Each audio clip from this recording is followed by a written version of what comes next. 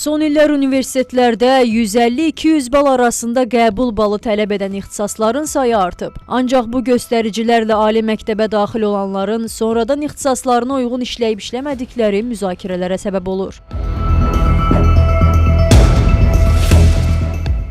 Bəzi şəxslər hesab edir ki, aşağı nəticə ilə ali təhsil alanlar sonradan öz ixtisasları üzrə iş tapmaqda çətinlik çəkirlər. Bu isə həmin tələbələrin gələcək karyera imkanları ilə bağlı narahatlıqları artırır. Hətta aşağı ballı ixtisası bitirib işsiz qalmaqdansa, hər hansı bir peşəyə yiyələnməyi daha əlverişli hesab edənlər də var. Bacarıq, çünki bacarıq olanda işə qəbul edəcəklər o 100%. Yox, savad da olmalıdır. O bacarıq olanda savad da gələcək. O savadsız adam bacarıqlı ola bilməz. Bacarıqlı insanlar uğur qazanmağa daha çox meyilli olurlar. Savadlı insanlar. Savad özünsündür. O insan nə qədər oxuyursa oxusun, özünü göstərə bilmədiyi halda heç bir yerdə iş tapa bilməz. Heç bir yerə gəlib çata bilməz. Təhsil məsələləri üzrə ekspert Səbuhi Abdullayev deyir ki, yalnız diplom almaq deyil, peşə bacarıqları da vacib amillərdəndir. Əks halda 4 illik təhsil bir çox gəncin işsiz diplomlular sırasına qoşulması ilə nəticələnə bilər. Qruplar üzrə 150-200 ballı ixtisaslar var və bunlar əsasən belə söyləyək ki, meşəçilik, şərabçılıq, ekologiya, menecment, turizm, muzey işi. Düşünürəm ki, bu kimi sahələri seçən şəxslər daha çox ali təhsil diplomu almaqla dövlət qulu sahəsində çalışa bilərlər.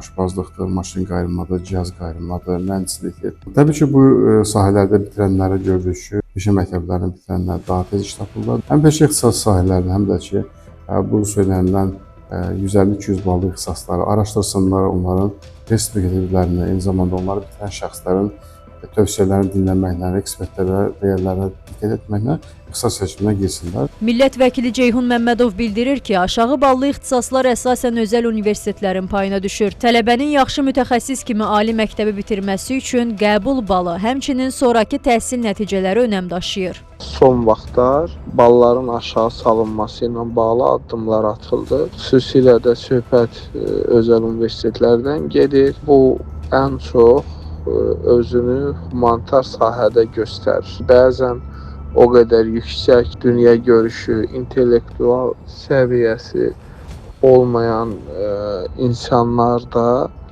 ali məktəbə qəbul olur və bu ümumi ali məktəbdə təhsil, təlim, tədris prosesinə ciddi təsirlərini göstərir. Balların çox aşağı salınmasının tərəfdarı deyiləm.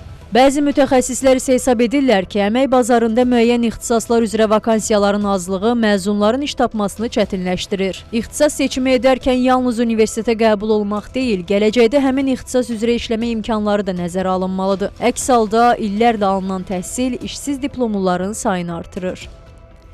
Nigar Qəhrəmanlı, Ayşən Sərdar qızı, Nuraniyə Sultanova, Xəbər Ertəsi.